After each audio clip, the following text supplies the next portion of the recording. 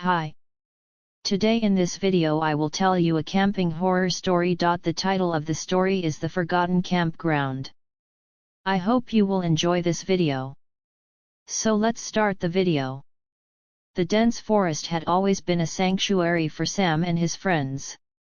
Every summer, they escaped their daily routines and ventured to a secluded campground deep in the woods, where the night was punctuated by the crackle of campfires and the chorus of crickets. This year was no different, or so they thought. The group of 5, Sam, Laura, Jake, Emily, and Tom, arrived at the campsite on a bright, sunny afternoon. The forest was lush and green, the air crisp with the promise of adventure. They quickly set up their tents, gathered firewood, and soon, the evening was filled with laughter and the smell of roasting marshmallows. As dusk fell, Sam went to retrieve more wood from a nearby storage shed that had been there for as long as they could remember. He noticed that the shed looked more weathered than usual, with its paint peeling and the door hanging slightly ajar. Curious, he pushed it open wider to find a small, dusty lantern inside. When he returned to the camp, the others were already gathered around the fire, enjoying s'mores and telling ghost stories. Sam placed the lantern on a nearby log, thinking it might add to the ambience. "That thing looks ancient," Jake said with a grin. "Where do you find it?"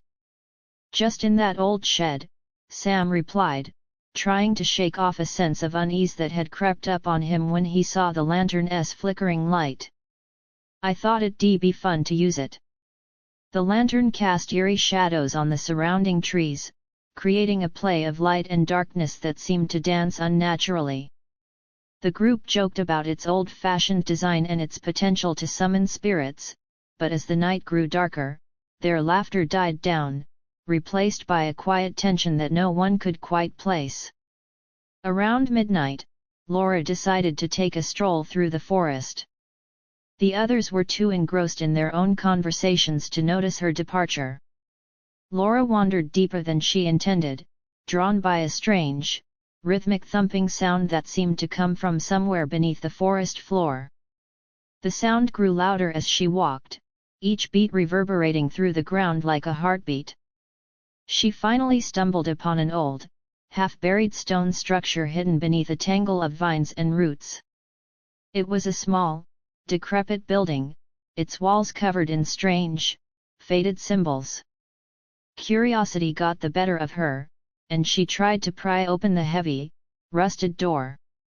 The thumping sound intensified as the door creaked open, revealing a dark, hollow space inside. Laura peered into the darkness, but before she could see anything clearly, a cold gust of wind slammed the door shut behind her. Panicked, she pushed against the door, but it wouldn't budge. She felt her way around the dark room, her breath coming in quick, shallow gasps. The rhythmic thumping was now accompanied by a whispering sound, as if someone or something was murmuring just beyond her hearing. Meanwhile, back at the camp, Sam and the others noticed Laura's absence and began to worry. They called out for her, but only the crackling of the fire and the rustling of leaves answered. Tom suggested they search for her, and the group set off into the darkening forest. As they wandered deeper into the woods, the rhythmic thumping grew louder, more insistent. They followed the sound until they found the old stone structure Laura had discovered. The door was slightly ajar, and the lantern Sam had carried earlier flickered dimly on the ground nearby. "Laura!" Sam called out, his voice echoing eerily. The group hesitated at the entrance of the structure, their flashlights barely penetrating the darkness within. Emily took a deep breath and pushed the door open further, revealing the dimly lit interior. The thumping sound was now a constant, almost deafening rhythm. The group hesitated, their fear mounting, but the urgency to find Laura pushed them forward. Inside, they found Laura lying on the floor, her face pale and eyes wide with terror. The thumping seemed to come from a large, ancient mechanism embedded in the stone wall. It was a large, circular device covered in symbols, and it appeared to be moving, though there was no visible source of power. Suddenly, the symbols on the wall began to glow with a sickly green light. The thumping grew faster, more frantic, and the whispering voices became louder, more insistent. The air turned cold, and the group felt a palpable sense of dread. "Get Laura!"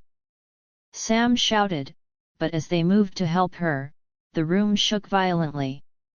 The stone walls seemed to close in on them, and the whispers grew into a deafening roar. With one final, desperate effort, Tom pulled Laura to her feet and they stumbled out of the structure. The door slammed shut behind them, and the thumping ceased abruptly. They ran back to the camp, their breaths ragged and their hearts pounding. The group spent the rest of the night huddled together by the fire, too shaken to sleep. The forest around them was eerily quiet, as if it, too, was holding its breath. As dawn broke, they packed up their campsite quickly, eager to leave the unsettling forest behind. When they finally emerged from the woods, the feeling of relief was palpable. They never spoke of what happened that night, but the memory of the rhythmic thumping and the whispering voices remained with them, a haunting reminder of the forgotten campground and the dark secrets it harbored. And somewhere, deep in the forest, the old stone structure lay hidden, waiting for the next group of unwary campers to stumble upon its ancient, malevolent presence.